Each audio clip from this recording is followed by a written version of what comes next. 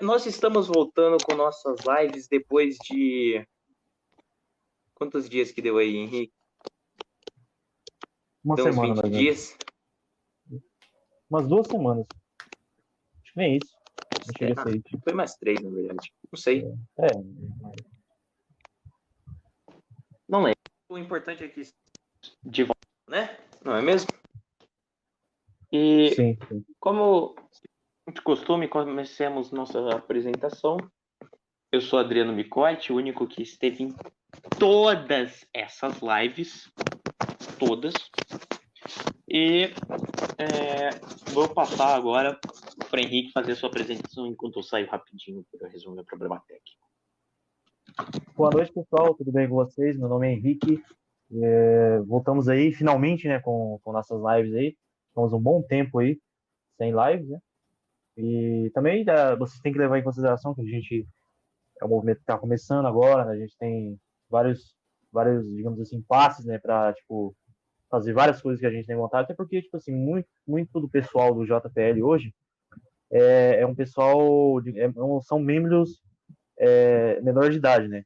São menores de idade. Então, por exemplo, para a gente fazer alguma coisa que envolva dinheiro, etc., a gente precisa da ajuda, né, de uma pessoa de maior, né?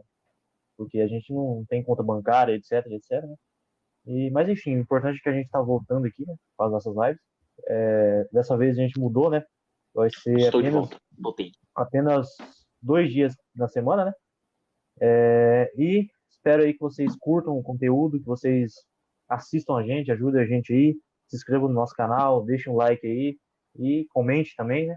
E é isso aí, cara. Passo a bola agora para o nosso convidado especial, né? Que sempre está aqui com a gente. E mais uma vez quero agradecer por aceitar o convite, o Rodrigo, para estar participando aqui com a gente.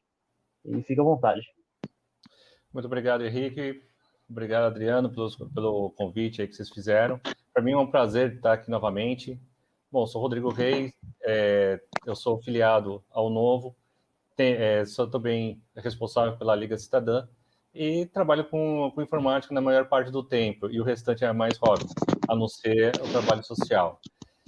É um prazer estar aí para a gente poder conversar sobre as temáticas do dia a dia, as coisas que mais preocupam a gente e também insatisfaz, né, as nossas vontades aí, o que a gente precisa, o que a gente quer ir melhor para o país. Falar um boa noite para o Gabriel Ribeiro, que eu acho que esteve em todas as lives também assistindo, né? Se tem alguém que esteve em todas as lives além de mim, foi o Gabriel Ribeiro. E ainda um dia nós vamos te convidar. Tudo bem, Gabriel? Se você desejar, um dia você pode estar aqui conosco nesta live. Então... O Gustavo aí comentou, e JPL vão assistir Naruto. Eu até queria estar assistindo Naruto em vez de estar aqui. Brincadeira. Mas vamos começar inicialmente com o caso da semana passada, o caso do deputado Daniel Silveira, o qual foi preso em flagrante, entre grandes aspas, porque ninguém entendeu como que foi um flagrante isso, não fazia o menor sentido. O Alexandre de Moraes ter definido um vídeo salvo no YouTube como flagrante, e o ministro da Suprema Corte, Alexandre de Moraes, deu mandato de prisão ao deputado Daniel Silveira por ele ter atacado a Suprema Corte, ter falado contra a democracia, o fechamento do Supremo, e também ter ameaçado os próprios ministros, ou seja, as pessoas do CPF dos ministros. E depois a Câmara aprovou manteve essa prisão, mesmo que a prisão foi anticonstitucional. O ministro Alexandre de Moraes não podia ter prendido o deputado Daniel Silveira. Mas e aí, Rodrigo, gostaria da sua opinião sobre esse caso, o seu ponto de vista. Bom, eu não sou perito na área de direito, mas assim, como todo bom cidadão, a gente tem as coisas a se pontuar. É fato notório que incorreu em crime, Afinal de contas, você falar que você quer o fechamento do STF, você quer o AI-5, assim por diante. Agora, que nem o Gustavo colocou, colocar como prisão em flagrante, aí já é uma seara que eu não saberia dizer, que até procurei com alguns amigos advogados a respeito disso, mas ficou muito vago para mim esse conceito. Teve um advogado que ele só, se for falar todos os títulos dele, eu acho que eu fico uma meia hora aqui. Ele disse que seria válido sim, em resumo, seria válido sim a prisão em flagrante. Só que, ao mesmo tempo, existe muita contradição. Não poderia ser por N motivos, assim por diante. Então, assim, para mim, a prisão em flagrante é uma coisa a se questionar, sim. O fato em si do que ele incorreu em crime, isso também é público notório. Você falar que você quer fechar as instituições, inclusive o AI-5, ele preconiza o fechamento do próprio Congresso, ou seja, o próprio deputado falando, coloca a minha cabeça na forca. Então é uma coisa impensável um negócio desse. Agora, por que esse deputado, assim como os demais, não trabalharam para outras coisas que seriam importantes para o país? Será que está faltando um trabalho? Será que está faltando coisas mais sérias para eles verem, correrem atrás? Agora vamos ver o resultado. Não quero atropelar, mas a gente vai falar também sobre a votação para abstenção, né? Não, a votação que a Câmara passou para poder fazer a expulsão, encaminhamento para a expulsão ou não dele, da perda de mandato, melhor dizendo. Sim, sim. Assim, falando da questão em flagrante, eu também não sou um conhecedor de direito, eu não sei, mas em minha vista, falando Adriano Micotti aqui, um cara que tem uma opinião aleatória em qualquer canto, eu particularmente acho que isso não foi um flagrante. Porque, por exemplo, há vários casos de prisão no qual a polícia, durante as investigações, acaba achando imagens de uma câmera de segurança da pessoa cometendo o crime, certo? Mas a pessoa não é presa em flagrante por isso. Nesse caso, existe um vídeo dele cometendo um crime, porém a única diferença é que esse vídeo está no YouTube. Isso faz alguma diferença em ser flagrante ou não? Porque continua sendo um vídeo. Para mim, não faz sentido ter sido flagrante. Mas falando uma coisa que eu queria até, que eu acho interessante desse caso, é que o seguinte, muitas pessoas condenam o fato de alguns defenderem o AI-5, defenderem um ato antidemocrático e tal, principalmente pessoas geralmente da esquerda, então PSOL, PT, PCdoB e tal, que aí já é uma hipocrisia, porque também eles defendem ditaduras completamente antidemocráticas, né? Então, a minha ditadura pode, não pode a dos outros. É exatamente isso. Mas um fato é que, assim, nós vivemos numa democracia. Muitas pessoas pensam que a democracia é a vontade da maioria. Não, isso, como Aristóteles dizia, era oligarquia. Eu não sei.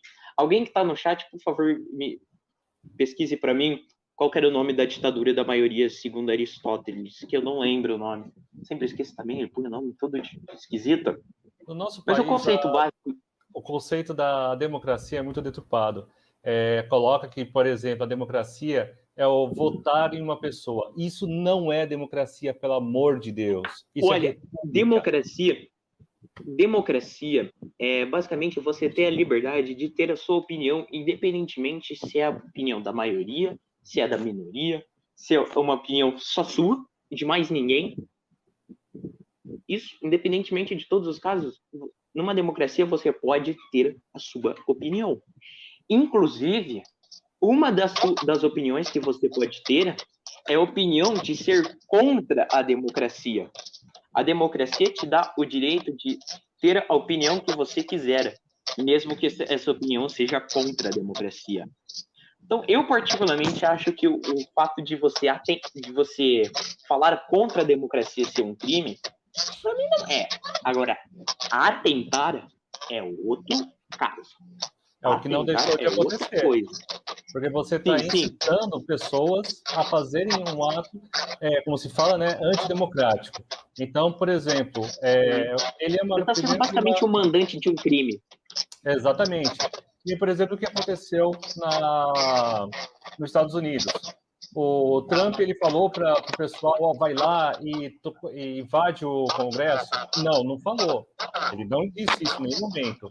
Mas ele falou que deveriam de fazer alguma coisa para... Então a pessoa vai fazer isso. O problema é o seguinte, você como uma pessoa pública não pode jamais...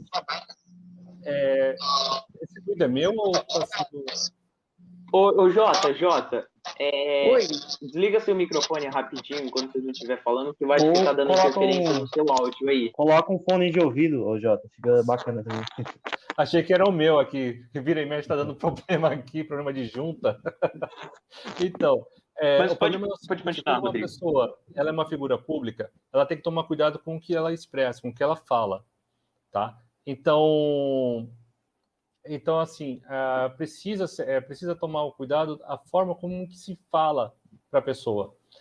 Você não pode chegar e falar assim, olha, todos deveríamos de ir no Congresso e colocar fogo nos parlamentares. Vai ter gente que vai fazer isso, tá? Agora chegou uma pessoa que pode nos falar sobre prisão em flagrante. O Gênesis, ele é advogado, e dá para falar muito melhor do que eu, que essa praia não é minha. Como ele é de direito, se você quiser aproveitar, Gênesis, fica à vontade aí. Olha, eu já tomando espaço a mais, hein?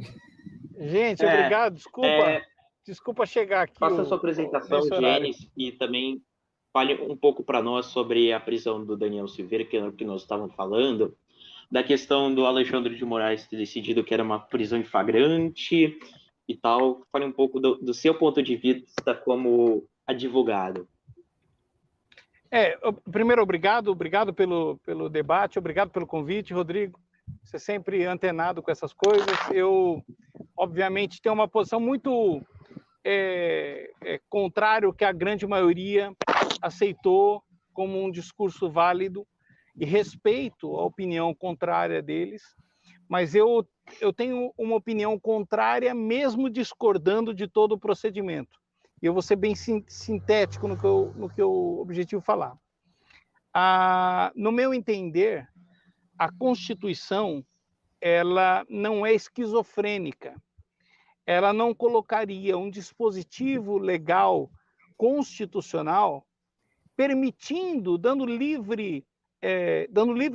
condição de livre expressão para alguém se manifestar para a destruição da própria Constituição, né? Uma coisa é eu criticar o Supremo Federal, criticar o Congresso Nacional, criticar a Presidência da República. Eu, como cidadão, tenho todo o direito de fazer isso. Outra coisa é eu, sendo um líder, como um deputado federal, estimular a barbárie, estimular a violência, estimular contra a instituição que é protegida pela Constituição. Então, o meu grande ponto é que eu entendo que a Constituição não é esquizofrênica.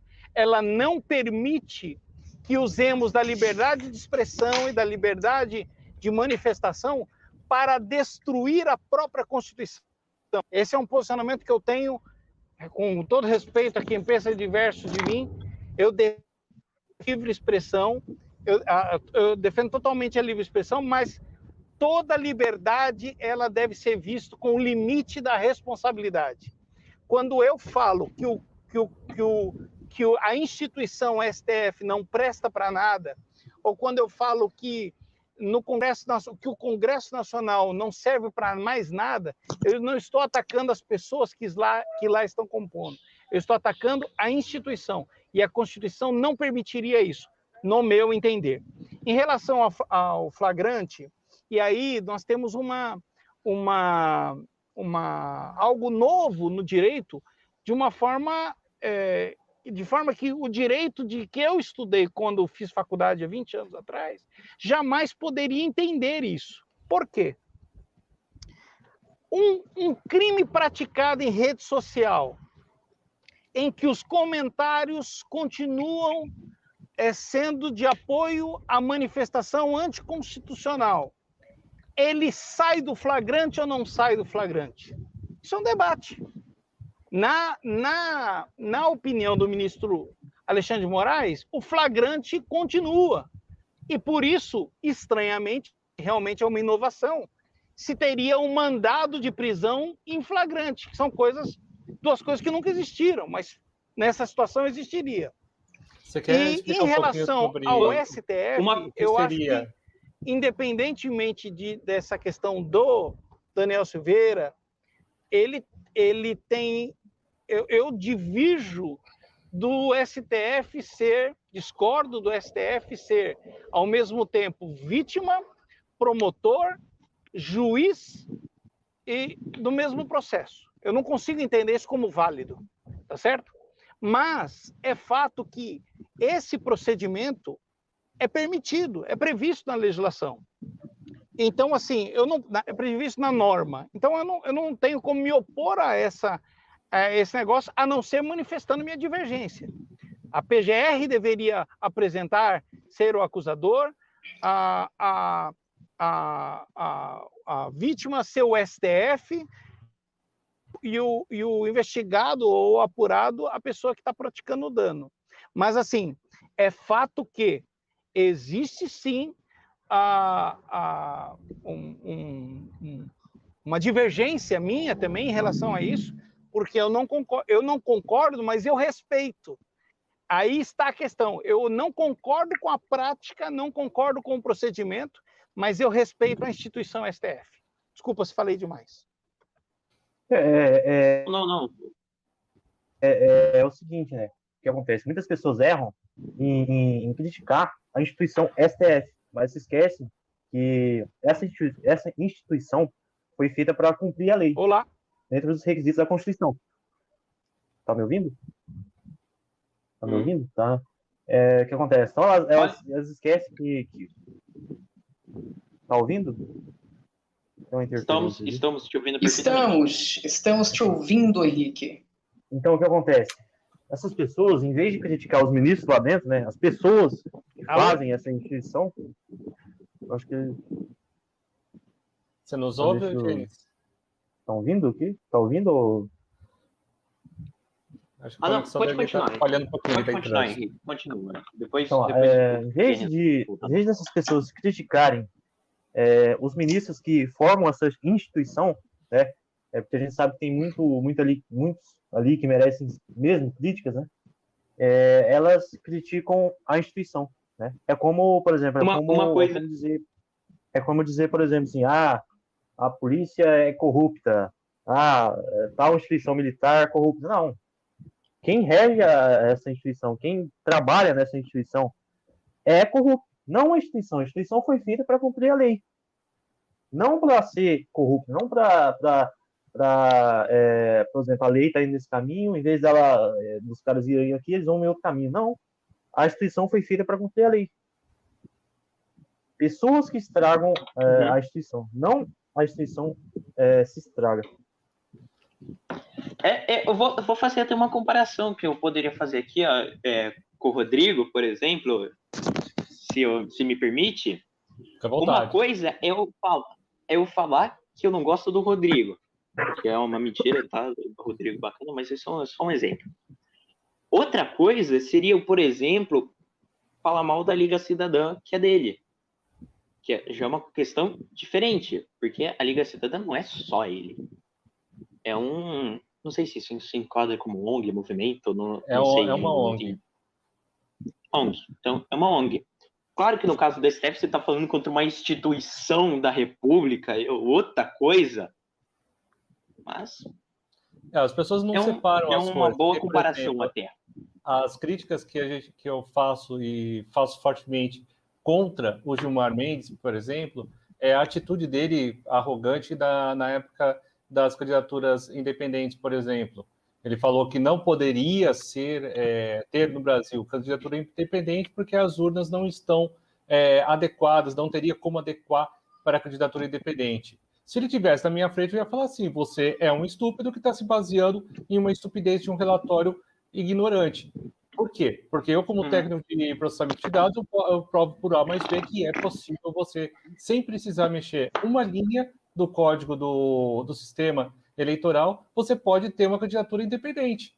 Só que o problema é o Gilmar Mendes, não são os demais ministros. Ou seja, eu não posso chegar e falar o STF é ignorante porque eles não se baseiam por tecnicidade. Ah, mas ele fez um relatório técnico. Mas que técnico que fez isso? Pelo amor de Deus. É o estagiário do estagiário. Que não tem como isso. Então, assim, a gente precisa ter a noção do que a gente critica. Você fez, Adriano, uma boa comparação. Você tem uma instituição, você não pode chegar e falar assim, olha, só tem porcaria lá. Mas espera aí, você conhece todos? Não precisa cair não, calma. Generalizar é sempre o perigo. Exatamente, sempre. É a mesma coisa que o pessoal fala, fora daqui de São Paulo, fala assim, todo paulista é XYZ. Não é assim. Nós temos pessoas que são, sim, XYZ e até W, mas tem pessoas que não. Então, assim, a gente não pode ficar sendo generalista em coisas que você vai acabar errando, vai acabar incorrendo em uma grande ignorância, até maior do que os que estão fazendo.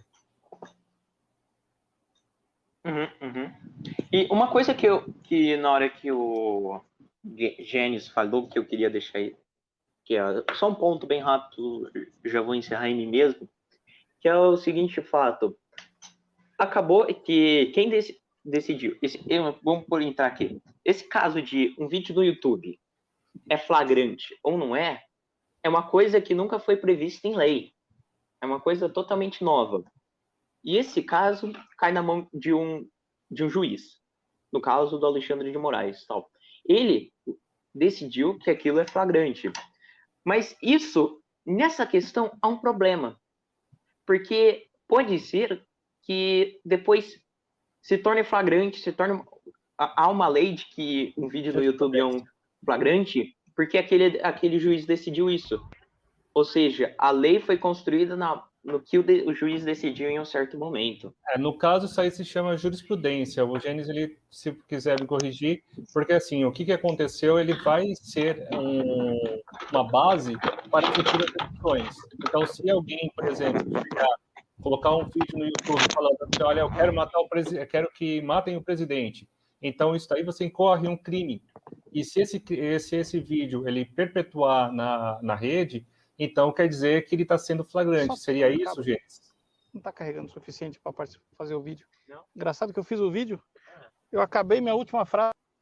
Eu acho que ele não ouve a gente. Poxa, tá muito ruim para ele.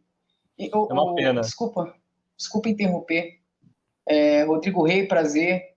Eu nunca tinha participado da live aqui contigo, só com os demais meninos aí, que aí em cima estão, né, sobre a decisão, né, dessa PEC da impunidade, que eu acho muito contraditório, né? Falaremos. A fala do... Pode já entrar no questão. Então, a fala do Daniel Silveira... a fala do Daniel Silveira eu achei uma fala muito criminosa, né? Mas eu também achei legal ele ser condenado, né? Assim, e em seguida, né? O Arthur Lira, né? Ele pautou essa... Desculpa a sequência, o Adriano, eu não tive tempo de ver a pauta, né? Que você colocou lá para mim. Mas já falando de um caso ligando ao outro, a fala do Daniel Lira, no meu ponto de vista, foi uma fala criminosa, né? Mas a prisão dele eu também achei ilegal, né? A maioria lá votou a favor, né? Mas na sequência eles criaram uma PEC, né? De uma maneira extremamente absurda, porque a Constituição fala, ela tem uma sequência, né? O ordenamento jurídico, né? O regime interno da Câmara dos Deputados, eles têm uma sequência, né? Quando vão pautar uma PEC, né? Essa PEC que o Arthur Lira, de última hora aí, pautou não passou pela comissão especial para avaliar se é constitucional ou não. Vocês viram isso? Uma coisa. Assim, o Lira está com o mandato pendurado, né? Se essa PEC passa, ele está salvo. E isso entra uma questão, que quando o afeta, o negócio anda rápido. Até extrapola os limites de rápido. Mas o mesmo caso por aconteceu com o Alexandre de Moraes, porque o Daniel Silveira ter o lado mal dele, afetou a pessoa dele, ele já saiu logo para fazer condenar o deputado. Agora, quando é pro bem do país, uma coisa realmente importante. Mas Adriano, eu não me surpreendo pelo seguinte: a gente sabe que ele é réu condenado, Arthur Lira. Então, se tinha uma pauta que ele não daria importância, faria vista grossa, seriam pautas que sejam contra pessoas criminosas, contra réu condenados. Ele não vai dar importância para isso. Eles vão fazer o que os tradicionais políticos fazem, como sempre. Vão utilizar-se do poder para poder se blindar, né? A ala bolsonarista que tanto assim de vez em quando falava, né, que o Bolsonaro ia mandar reformas importantes, como reforma administrativa, reforma política, que essa não vai acontecer de fato. Essa eu tenho certeza, né? Algumas eu ainda falo, eu acho que talvez a tributária vá, mas essa eu tenho certeza que não vai, que é a política. Falta o quê? Um ano aí para acabar, um ano e alguma coisa, o mandato do Bolsonaro, ele não vai mandar, né? Não há interesse. Ainda mais quando se coloca um presidente à Câmara dos Deputados, que tanto a esquerda, né? Eu costumo falar que a esquerda e a direita são conceitos ideológicos utilizados como novela para dividir a população. É utilizado como novela, porque nos bastidores a gente sabe que tanto o PT como o Bolsonaro orientaram tanto para que o Lira fosse presidente da Câmara do Senado e o outro presidente do Senado, da Câmara dos Deputados, e o outro do Senado. Os dois orientaram pelos mesmos presidentes, respectivamente do Senado e da Câmara. O interessante é que, como você está colocando, Jota, que a PEC do fim do foro privilegiado está já fazendo aniversário de 806 dias parada na Câmara. A da prisão em segunda instância, 442. Agora, a PEC que reforça a imunidade parlamentar foi um estalo. Olha, foi um estralo. Olha, uma questão. Gabriel Ribeiro. Pode falar. Uma coisa rápida. Todo mundo aqui conhece o ditado para inglês ver, né? Agora, quando for uma promessa, nós podemos mudar esse ditado agora e falar papo de Guedes. Porque se você fala, o cara tá com papo de Guedes, a pessoa já vai entender que é uma promessa sem cumprir, né? Novo ditado aí.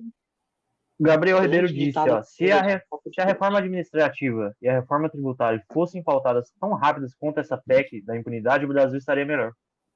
Correto. Correto, isso, concordo completamente. Quase correto. Porque assim, uma coisa... Se fosse a mesma... Porque, assim, foi pautado tão rápido, mas... Obviamente, tudo se a velocidade vai modificar, vai ser a merda.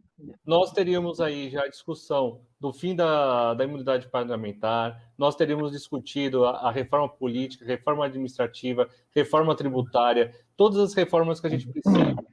E praticamente esse ano nós estaríamos colhendo o lucro do ano passado. Só que não está acontecendo isso, porque a preocupação... Porque eles não querem. Exatamente, é se manter no poder. Não querem. É só isso. Aí o que acontece? O cara não me passa uma privatização, inclusive foi até discurso de campanha. É porque a gente vai privatizar.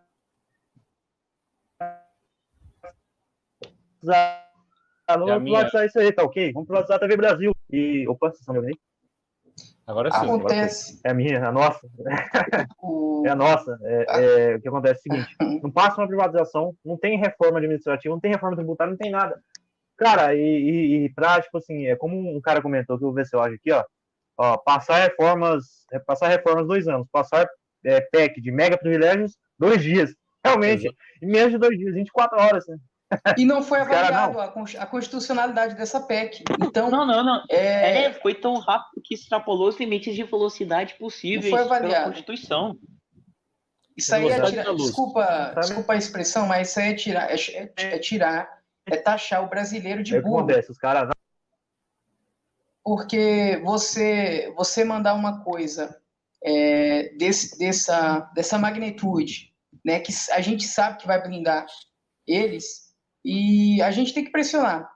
A gente que está fora da bolha deles, a gente que aqui fora tem que pressionar para mostrar que quem manda no Brasil são os brasileiros, e não Brasília. Porque, infelizmente, a gente fica refém da esfera pública por não reivindicar, por não pressionar os deputados, né? E eles estão lá se completando. O Celso, eu estava vendo alguns nomes importantes, né, famosos, que votaram a favor dessa PEC, né? Entre eles lá, os principais que eu vi, que eu fiquei revoltado. O Celso Russomano nem tanto, né? Mas o Tiririca, né, que é uma piada, uma palhaçada a nível nacional, votou a favor. O Eduardo Bananinha, eu já sabia que ia votar também. Teve outros nomes importantes que eu achava que realmente iriam lutar contra a impunidade, que também votaram a favor da PEC, né? E daqui a alguns dias, ou até mesmo hoje, com certeza alguém aí vai estar fazendo lista de quem votou contra, de quem votou a favor, e vai estar postando aí na internet, né? Infelizmente... É aquela questão, né? Antes de se eleger, o cara falava, não, é porque o PT, a gente tem que tirar o PT de lá, acabar com esse privilégio aí de político, não sei o que. Aí acontece, o cara ganha, 2 anos depois de mandato, o cara me manda, o cara apoia uma PEC que aumenta o privilégio de deputados e parlamentares, né? Vai entender. Uma PEC que pode salvar o Lula. Teve o fundão Exatamente. também. Assim, achute o Lula, senão o Lula volta. Dê tudo o que o Lula quer, senão o PT volta. Pra mim, o PT nunca saiu. Pra mim, o PT nunca saiu. O que saiu foi só as cores do PT e o nome PT. Na verdade, eu costumo falar... Eu penso que o PT saiu porque o Bolsonaro tá fazendo coisa que o PT nunca fez. Bolsonaro quebrou a Petrobras muito mais rápido que a Dilma. Olha, então o PT verdade, saiu, hein, veio algo pior. Com certeza. Eu lembro que no primeiro mandato do Lula, ele tinha privatizado mais do que o Bolsonaro. Ele privatizou 2 bancos estatais no Nordeste. Não privatizou nada, exatamente. O Lula privatizou mais que o Bolsonaro. Inclusive, o Geraldo Alckmin criticou ele na época. Eu não sei se vocês lembram disso. Saiu no Globo e tal. Não. Deixar claro. A nossa política também, o PSDB é complicado. PSDB é esquerda também, porque é social-democracia, né? Que o povo associava como direito, mas... outro dado, tipo assim, o Bolsonaro criou mais estatais do que a Dilma em seu segundo mandato. Com certeza. E teve uma que está sendo criada justamente para pegar os funcionários da outra estatal que está para fechar, que é a Embraer. Tem uma pauta, uma pauta que eu venho... Ele criou a Anvi. Infraero. Ele criou a Anvi, né? Que a gente entrou... Aproveitar que a gente entrou agora nesse assunto de privatização, né? E ler a seguinte notícia aqui, ó. Vamos ver aqui. Deixa eu ver se eu acho. Então, aqui, ó. Bolsonaro vai à Câmara para entregar projetos de privatizações dos Correios. Proposta estava no Planalto desde outubro do ano passado, quando foi entregue em mãos pelo ministro das Comunicações, Fábio Faria. E o que vocês acham? Que vai ter privatização dos Correios? Privatização vai ter privatização dos Correios? Eu não acredito mais em Papai Noel. Ele realmente, eu vi isso aí. O Bolsonaro, finalmente, depois de muito tempo, ele mandou, né, isso aí para lá, com relação a isso, para privatizar os Correios, né? Foi a primeira proposta de privatização que eu vi ele mandar. Só que, tipo assim, o Bolsonaro, a gente sabe que ele está no governo. Eu vou ser sincero, depois do Bolsonaro, eu me decepcionei muito, porque eu achava realmente, tinha uma luz se acendeu para mim com relação ao Bolsonaro, né? E depois que ele venceu as eleições, eu vi aquele homem incisivo, aquele homem nervoso, aquele homem revoltado, passar a se tornar uma pessoa mais dócil, mais calma, mais flexível, se tornando a famosa tchutchuquinha do Centrão, né? Depois que ele começou a querer blindar o filho, depois que ele começou a querer usar o Estado para proteger a família, depois que ele começou a fazer acordo com o Centrão, né, passando o Fundão Nacional o FND, né, que é um fundo importante da educação, para o Centrão, para pessoas condenadas, né, eu falei, poxa, cara, o Bolsonaro fazendo isso, né? Antes eu achava que o Bolsonaro ele estava errando por burrice, mas hoje não, eu tenho certeza, tenho convicção que o que ele está fazendo é para se proteger a si e a família. Ele só está pensando em reeleição, né? Olha, uma coisa. Desculpa te interromper, Jota, mas é que você tem que pegar junto no tema da família. Na época da campanha, o Bolsonaro falava que estaria lutando pela família brasileira, né? Eu acho que o povo que interpretou errado, porque ele não disse que seria a família dos outros. Sim. Então, eu acho que o povo que interpretou errado. Ele está lutando pelos valores da família dele, né? Valores bancários, né? Proteção jurídica, né? Regalias.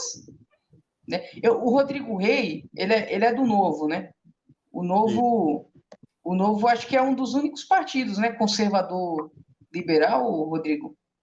Lá no Novo você tem liberais, você tem conservadores, tem libertários, mas assim, o que a gente preza é a redução do Estado na vida da pessoa.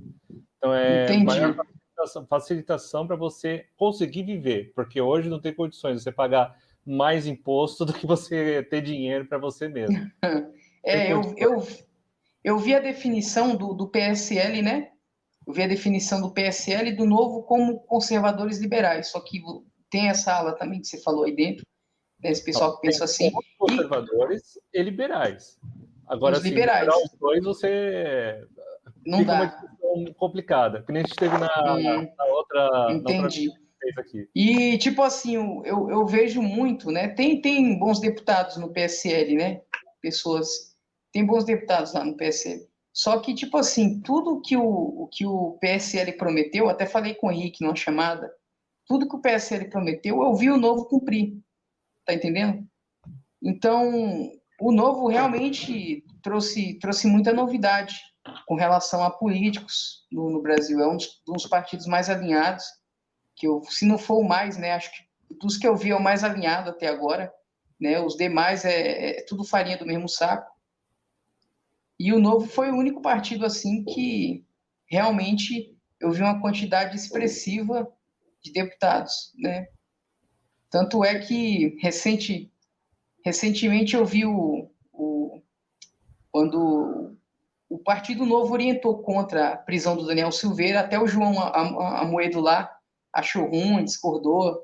Eu não sei se chegou para você também, que é membro. Sim, eu vejo da seguinte forma, tirando aquela discussão que vira e mexe fazem de porque o Amoedo falou certo, porque o Amoedo falou errado, enfim. O Rodrigo, olhando isso, ele vê da seguinte forma, a votação ali era uma votação política, não era uma votação jurídica. Então, ao meu ver, se eu estivesse lá, eu teria votado a favor e não contra. Então, destoaria do que a bancada. Mas você está falando que a bancada votou errado? Cada um tem aquele... Nós estamos em 4 aqui, a gente vai pedir uma pizza, cada um vai querer de um sabor diferente, mas a gente vai ter um consenso por um tipo de pizza. porque essa daqui vai ser a melhor que seja. Não é analogia que isso aí terminou em pizza, pelo amor de Deus.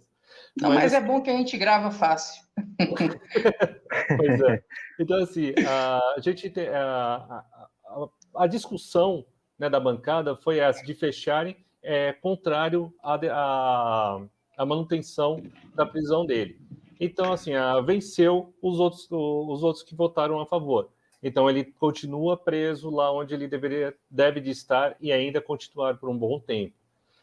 O problema é a PEC da impunidade, voltando um pouquinho, a PEC da impunidade, tanto a Flor de Lis também, que é outra que não deveria nem sequer ter continuado, se ela tivesse um pouquinho de vergonha na cara, continuado como deputada, ela já deveria ter pedido sair, né, para poder sair. Se fosse no Japão, ela teria feito o Harakiri, mas estamos aqui no Brasil, passa um óleo de peroba e continua, e não se denuncia, não se faz nada.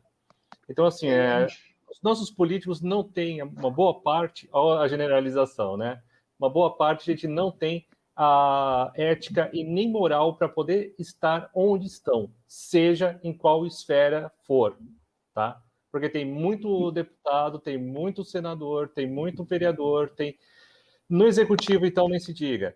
Então, assim, tem muita gente que não deveria de estar onde está. Só que o problema, como até na outra oportunidade eu falei, não sei se você assistiu o vídeo, mas assim, o problema está sendo o conhecimento político do brasileiro, que acaba votando sempre naquelas mesmas tranqueiras. É porque fulano falou que ele é bonzinho, é porque Beltrano falou que é bonzinho, e assim vai.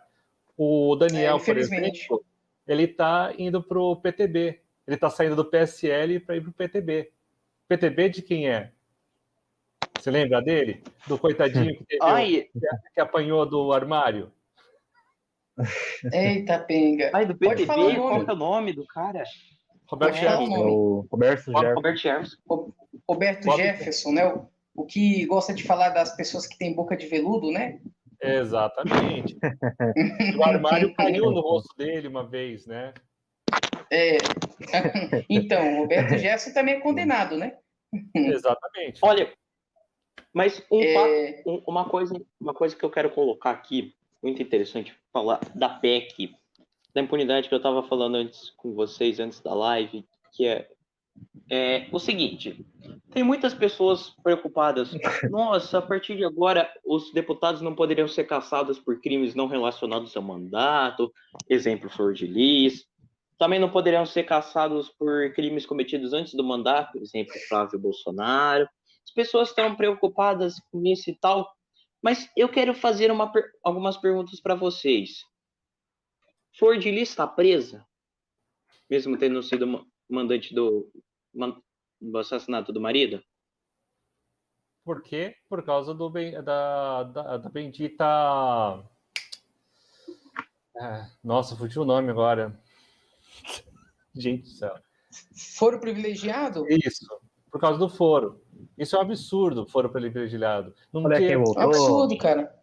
Não precisa ser nem só do foro privilegiado, porque até agora o foro privilegiado não estava relacionado a crimes cometidos fora do mandato. A questão do Flávio Bolsonaro é a mesma coisa. A questão é que em nosso país as coisas não funcionam, as instituições não funcionam. Ou seja, a cassação do mandato da Flor de Lis, do Flávio Bolsonaro e tal, não foi para frente. Não teve processos, a justiça não fez. O que acontece? E assim, o que a PEC está fazendo agora, é basicamente colocar no papel, na Constituição como oficial, isso. Basicamente agora vai estar na Constituição o que sempre aconteceu em nosso país. Então as pessoas estão preocupadas, mas o que nós devemos estar preocupados, que agora vai ser oficial, isso é um problema, mas seria realmente combater isso, tentar fazer as instituições funcionarem em nosso país. Porque já não funcionam. A impunidade parlamentar, como as pessoas estão dizendo, já existe. Só não está no papel. A partir de agora vai estar. E isso eu vejo como uma coisa... Quando a gente tem a imunidade parlamentar, o Gênesis me corrija se eu estiver errado, se você vai para a justiça poder fazer alguma coisa contra esse deputado, a justiça tem que pedir permissão para a Câmara. Então, a Flor de Lis é uma delas. Então, o que acontece? A Câmara ela tem que dizer, olha, você pode sim prender, você pode julgar, fazer o que você quiser com esse deputado aqui, ó. Ele é mauzinho, nós reconhecemos que ele é muito mínimo malvado, então você pode fazer o que você quiser. Só que é o seguinte, não querem fazer isso, estão demorando. Por exemplo, na nossa LESP, você ficou sabendo a maracutaia que estão querendo fazer com um deputado que passou a mão no seio da outra deputada?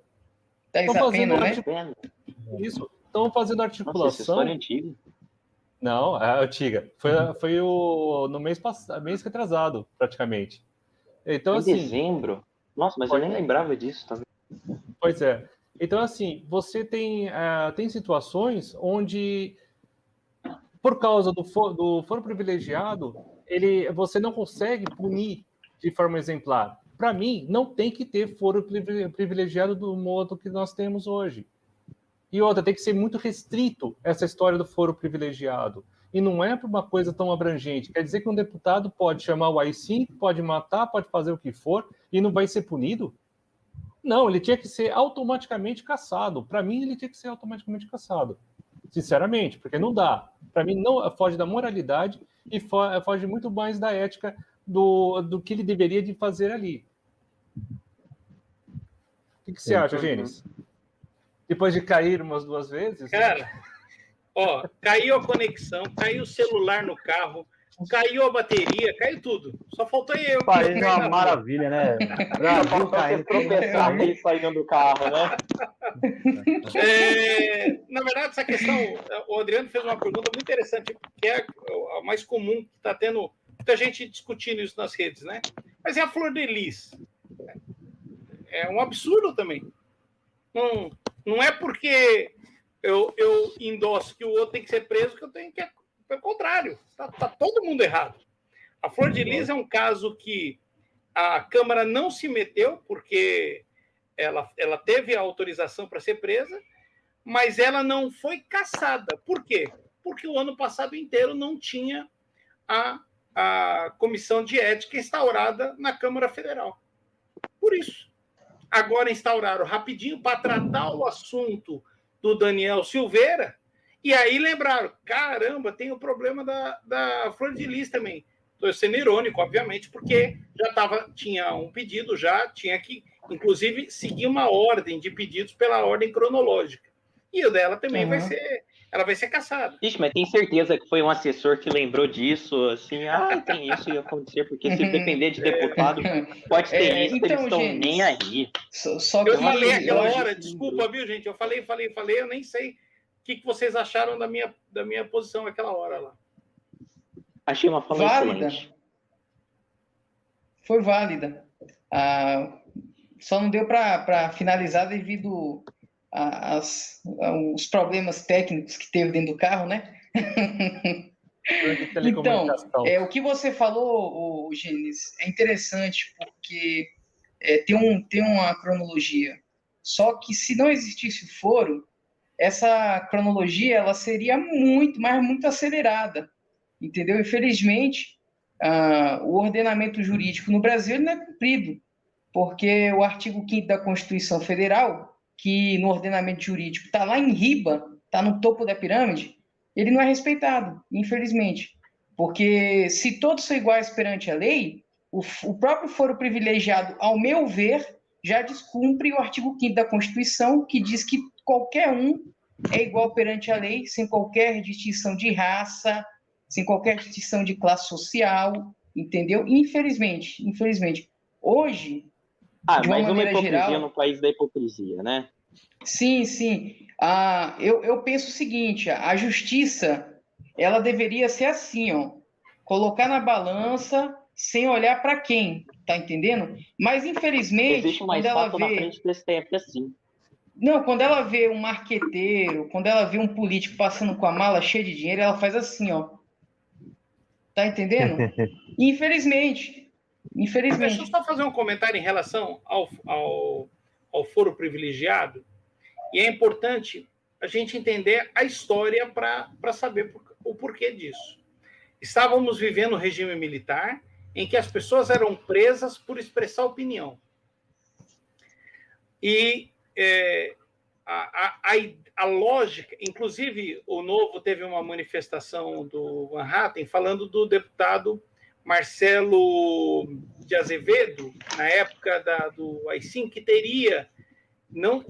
que a Câmara teria agido de uma forma para liberá-lo da prisão, mas o comentário foi infeliz, porque o Marcelo, na época, Arthur de Azevedo Lopes, é o nome do deputado, ele defendia a democracia, e por isso ele foi preso. A situação de agora é só o oposto, né, em relação ao Daniel Silveira. Ele defendia a não democracia, e por isso, ratifico, no meu entender, ele tem que ser mantido a prisão. Em relação ao foro privilegiado, tinha-se esse histórico da impossibilidade de não permitir a impossibilidade de que aqueles que representam o poder público, representam a democracia, fossem impedidos de manifestar suas opiniões, e que os crimes deveriam ser avalizados pelas casas legislativas por causa do medo que eles tinham de prova plantada, de prova construída, de fazer deputado inocente virar culpado, em nome de uma proteção democrática. Então, naquele momento em que a Carta Constitucional foi promulgada, tinha um sentido.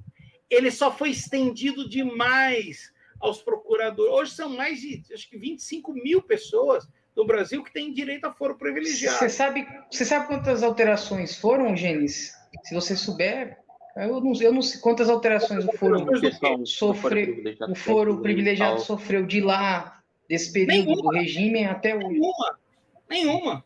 Isso tem que ser mudado. Precisa, na verdade... Então, não. Ô, Jota, tem agora, muita coisa...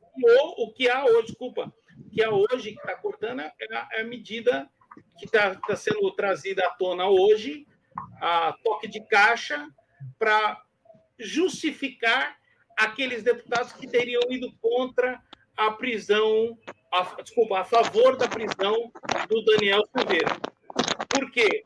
Essa medida agora, essa emenda constitucional, traria segurança aos deputados para eles praticarem crimes. Eu não consigo ver outra alternativa para isso. É poder praticar crime sem punição. Isso não existe, não. Isso não existe, não. É a mesma coisa de você, vamos supor, o cara vai fazer o que quer, né? Se a gente estendesse isso aqui para fora, meu amigo, eu saía do Brasil na hora. Eu já estou com medo dos caras aprovarem isso para o pessoal lá fora. Imagina isso se repercutir para a população comum. É o absurdo, é o cúmulo do absurdo. É você legalizar o crime, tá entendendo? Porque o cara vai matar, o cara vai roubar, o cara vai estuprar, vai ficar o quê? Dentro do Congresso? Ou seja, essa PEC da impunidade sendo aprovada vai transformar o Arthur Lira em carcereiro, entendeu? E a estrutura? E a estrutura da Câmara vai virar o quê? Presídio? Para os caras? Vai dar liberdade. O gabinete vai fazer o quê? Mas assim... Vai fazer gaiola para os caras lá dentro, no gabinete? Eu acho que a Câmara já devia ter um estilo assim, os arquitetos já deviam ter planejado aquilo como de forma de igual um presídio. O Oscar não projetou para isso. Porque assim, eu tenho certeza. Não tenho. Eu não conheço outro lugar nesse país que tem mais bandido dentro do mesmo lugar, da mesma sala. Você vê quando tem uma sessão da Câmara que junta todos os deputados e tal, o que é daqueles 513, 450 é tudo bandido. Adriano, outros 50 é que ninguém sabe. A propósito, viu, Rodrigo? Obrigado por me colocar diante do Henrique, do Adriano e do Jota, porque é muito bom pegar uma geração diferente da nossa, né? Trocar essa ideia. Aí, Adriano, eu quero te fazer uma pergunta. As casas legislativas, a Câmara Federal, ela não é reflexo da sociedade? Sim, sim. Porque, assim, assim, o que eu penso? Então De vamos quem pensar é o seguinte: realmente a se culpa? 70% dos deputados são bandidos, significa o quê? 70% da população vota em bandido. 70% da população não sabe identificar quem ela vai votar. Porque uma coisa, 70% da que a pessoa... população ela é bandida também. Desculpa. É conivente. É conivente com Exatamente. o crime. Sim, É conivente porque... com... que Eu você não fala, aceito. velho? O cara vai Mas, na rua e fala para você o seguinte: porque lá só tem bandido, porque lá é tudo pilantra. Aí você vai pegar ele é o cara que compra o fiscal, ele é o cara que joga o lixo na rua, ele é o cara que quer pular a fila da vacina, porque Que vende o ele é voto o por cara... causa de cesta básica. olha, Você quer ver a questão do foro privilegiado? É o lugar da vaga de garagem para o síndico especial, é o lugar do chefe ser diferenciado, é a cadeira do chefe como diferenciada. Invadir vaga de deficiente. Exatamente. Tudo isso retrata um olha, modelo da sociedade. assim, uma coisa. Pensando desse jeito, 100% do Congresso é criminoso. Por quê? Se você parar para pensar um pouco, todos nós já cometemos um crime alguma vez na vida. Você pode nem lembrar ou ter percebido que você cometeu um crime. Mas provavelmente você cometeu. Provavelmente quando você tinha lá os seus 5 anos de idade, você tava numa loja com a tua mãe, você pegou a balinha, sua mãe não percebeu, você saiu com a balinha sem pagar. Muito legal. Foi um exemplo bem... Não, um mas excelente exemplo, é verdade. todos nós somos criminosos. Gente, Então, cara, todos nós somos assim, criminosos, mas se existisse um sistema jurídico fortalecido, se existisse um pai, né, sistema jurídico fortalecido, metia o tapa na mão do moleque, né, pedia desculpa pelo ato do moleque, né, ao dono da bomboniere e falava: ó, você é o seguinte, da próxima vez que você fizer isso, você vai ficar uma semana de castigo no seu quarto. Claro que isso é uma analogia, Mas né? Se o for seguinte, trazer isso, Jota, se for trazer isso para a realidade, é prender os camaradas, ter um sistema jurídico que identifica a corrupção rápido, né? Que manda já o cara para acabar com esse negócio de audiência de custódia, né? Mandar o cara direto para audiência, né? Cometeu o crime, foi comprovado pela perícia, prende o cara, meu amigo. Né, faz lá a dosimetria de pena, né? O Gênesis sabe o que é a dosimetria de pena, dosimetria de pena. Calcula lá quanto tempo o camarada vai ficar preso, calcula lá quanto tempo ele vai ficar preso, né? De acordo com o crime que cometeu. Simples assim. Mas é uma dificuldade jurídica que criam no Brasil, o sentimento de impunidade grande. Ou seja, que você o ambiente aqui no Brasil estimula o criminoso a cometer mais crimes, infelizmente. Mas assim, Jota, uma questão. O problema é que a criancinha ali, ela tá cometendo um crime, roubando a balinha na mercearia ou qualquer lugar que for. Porém, o problema é que esse pai ou essa mãe também não é inocente. Esse pai e essa mãe também tem algum crime no seu meio. Esse pai e sua mãe também é um humano que cometeu seus erros, vai ter cometido seus motivos e tal. E isso é que, assim, eu vejo o principal problema no sistema judiciário, porém um problema impossível de ser resolvido. Por quê? Quem que são os juízes? Quem que são os advogados? Quem que são os promotores? São pessoas. E também são pessoas que alguma vez já cometeram um crime, já cometeram alguma coisa. O sistema tem que ser maior que as pessoas. O sistema deve impedir que a decisão errada de alguém, ou a defesa errada de alguém, ou a acusação errada contra alguém, o sistema tem que impedir que isso aconteça. Por isso existem os recursos, por isso existe o devido processo legal e a ampla defesa. Por isso existe o princípio do contraditório, porque a produção de prova, a instrução processual, a instrução penal, ela é fundamental para garantir a ordem de que um juiz criminoso, baixo, se sobreponha à legislação.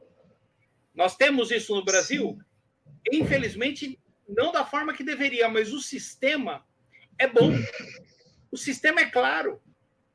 Muito se fala que o erro está na legislação. Não, o erro, no meu entender, o erro não está na legislação. O erro está na aplicabilidade da legislação, na impunidade da legislação. Hoje, eu vi uma notícia da juíza que, há 2 anos atrás, o filho dela ela usou da função, da prerrogativa dela jurisdicional para tentar salvar o filho de um cometimento de crime.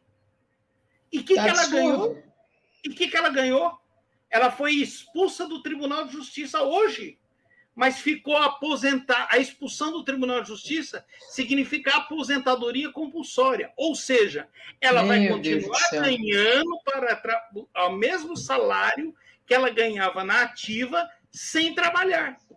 Sem trabalhar. Isso é um absurdo. Isso é um gasto. É um absurdo, porque aí vem outro juiz, assume o lugar dela, se fizer a mesma coisa, aposenta, e vem outro no lugar dela, faz a mesma coisa, aposenta. Você incentiva o juiz Você incentiva o juiz a ter decisões completamente erradas e fora da lei. Gente, eu queria fazer um apelo assim, que de todas as pautas que eu acho que os movimentos lutam, hoje eu acredito que a principal pauta que nós deveríamos lutar era contra a corrupção.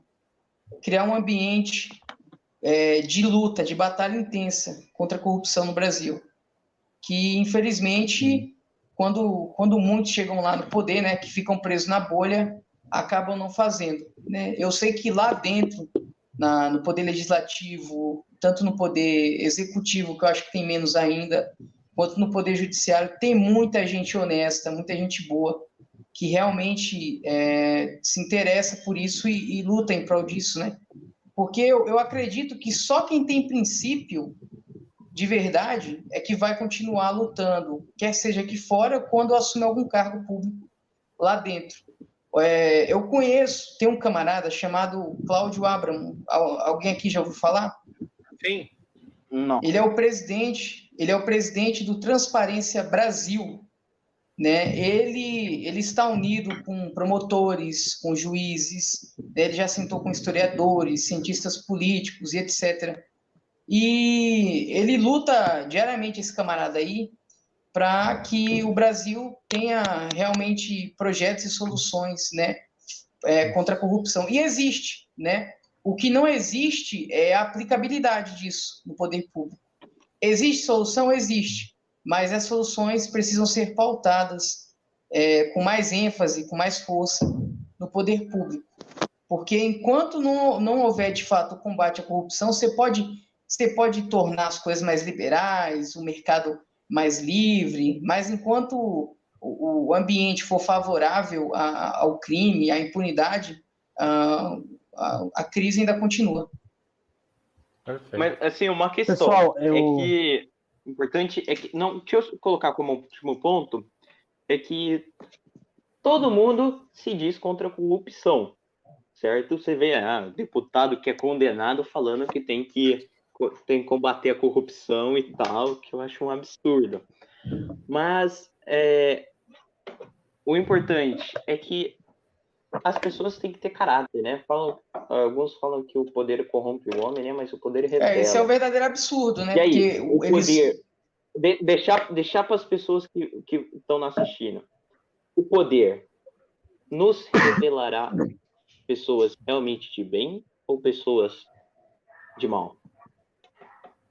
Pense em você mesmo. Pense no que você faz na sua vida, em todas as suas ações. Até se você já pegou uma balinha numa mercearia escondido. Isso até como você dirige, tudo. E aí, se você tivesse o poder? Eu costumo falar, seria o seu caráter revelado como caráter mau ou um caráter bom? Então, eu costumo falar... Para todo mundo refletir consigo mesmo. eu sei como é que é. E essa reflexão Pessoal, continua diariamente com relação a mim, né? Porque eu acredito que eu sou o único que, tanto publicamente como pessoalmente, me representa 100%. Eu também acredito que o primeiro tribunal é a nossa consciência, né? E se eu me represento 100% e o meu primeiro tribunal é a minha consciência, se a minha consciência me condena, eu já me sinto fazendo, eu já me sinto no erro, na verdade, né? Eu já me sinto no erro. Então, o que falta no Brasil realmente é um sistema jurídico mais eficiente, né? Menos lento, que combata de fato a corrupção. Né? Eu acho que as reformas elas são fundamentais. Né? É preciso ressuscitar o pacote anticrime aí nessa história. É preciso ressuscitar uma delegacia que fiscalize. Né? Tem um projeto de Sérgio Moro de criar delegacias fiscalizadoras, né? Para saber se aqueles que são responsáveis, né? Agente de segurança público, etc., etc., estão realmente cumprindo o seu trabalho com eficiência, que é uma pauta que morreu nesse governo. Pessoal, O queria... Jota falou que o primeiro tribunal é a consciência dele. E outra questão, lembrem-se, antes de você pensar no poder executivo, judiciário, da sociedade, em qualquer nível, lembre-se, todos esses poderes em primeiro, eles são a sua consciência. Então, você é a única pessoa que joga regras na sua vida. Você é a única pessoa que tem essa capacidade. Você é a única pessoa que executa o que você quer executar. Você é a única pessoa que julga as suas próprias ações consigo mesmo, em sua reflexão. E isso leva até no que eu já tinha pensado antes. Antes de você tentar falar da sociedade, dos erros do poder executivo e tal, na sociedade, pense, como é que tá em você mesmo isso? Pessoal, Então, eu interessante. queria Pode encerrar. agradecer a presença de vocês aí. Infelizmente, a gente não tem mais tempo aqui, né? O papo tá muito bom, queria conversar por horas e horas aqui com vocês, mas infelizmente a gente não tem muito tempo. E queria agradecer mais uma vez, cara, a presença do Rodrigo aqui. Rodrigo, que é o nosso parceiro aqui no movimento, sempre tá aqui ajudando a gente, divulgando nossas coisas e tudo mais, né? E dando uma mão pra gente aí, né? Que a gente precisa. Queria agradecer também a presença do Gênesis, né? Primeira vez participando aqui do News Jovem, né? Do JPL. Excelente participação. Inclusive, se quiser participar um outro dia aí também, fica à vontade. Estamos Só me sempre chamar abertos. no WhatsApp. Isso, beleza. Será bem-vindo, Gênesis. Muito obrigado. Adorei. Rodrigo aí, todo mundo aí. Deixa aqui que ele Prazer em conhecê-lo, Jota. Prazer todo meu, cara. Estamos aí para qualquer outro debate aí que vocês queiram colocar com pauta ou tema livre, enfim. Quanto mais a gente discutir, quanto mais a gente vai esclarecer as pessoas, mais nós conseguiremos ter uma política decente. E política começa entre nós, não é política partidária, que é outro assunto. Nós precisamos de pessoas políticas e não de pessoas dizendo, eu não gosto de política. Você não gosta de política? Olha o que está no Congresso. Não reclama. Para concluir, eu queria dizer uma frase. Aqueles que não se importam por política serão administrados por aqueles que se interessam. Essa é uma frase que ecoa na minha mente diariamente. Sim. É isso aí. E mais uma vez eu queria agradecer. Eu lembro de ter visto uma frase muito parecida com isso. E existe. Essa frase é do Lula? Eu acho que eu vi em algum canto que era... Depois eu te mando de quem é essa frase. Tem um autor especial aí. Não é o Lula, não. Lula nem gosta dessa frase.